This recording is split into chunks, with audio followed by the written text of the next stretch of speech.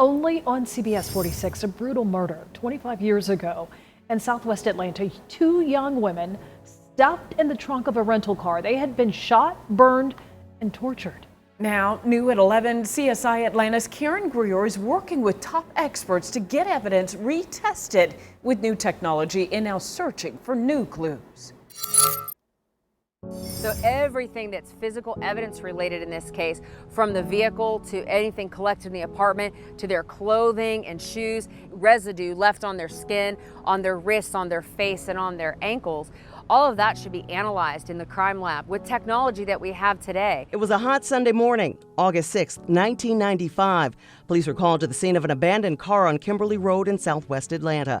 While going through the brand new white Mitsubishi Mirage, they found the bodies of two young women, 20-year-old Tarshia McDowell and 22-year-old Tammy Lindley, stuffed in the trunk.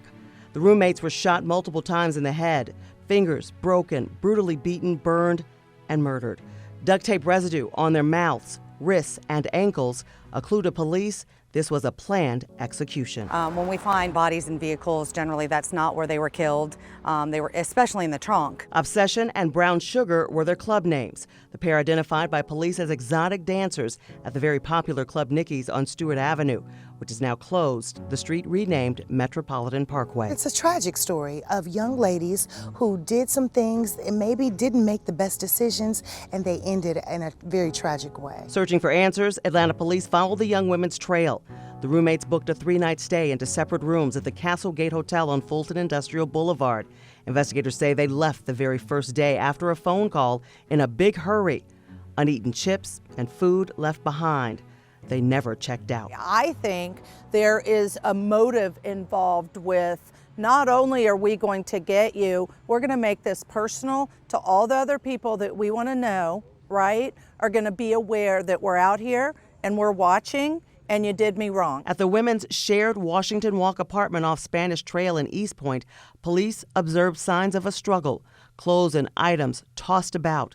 Investigators tell us someone tried to clean up before leaving.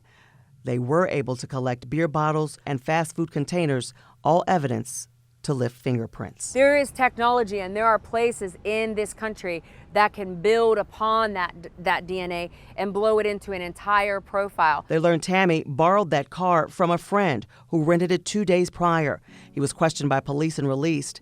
They also found prints outside the car.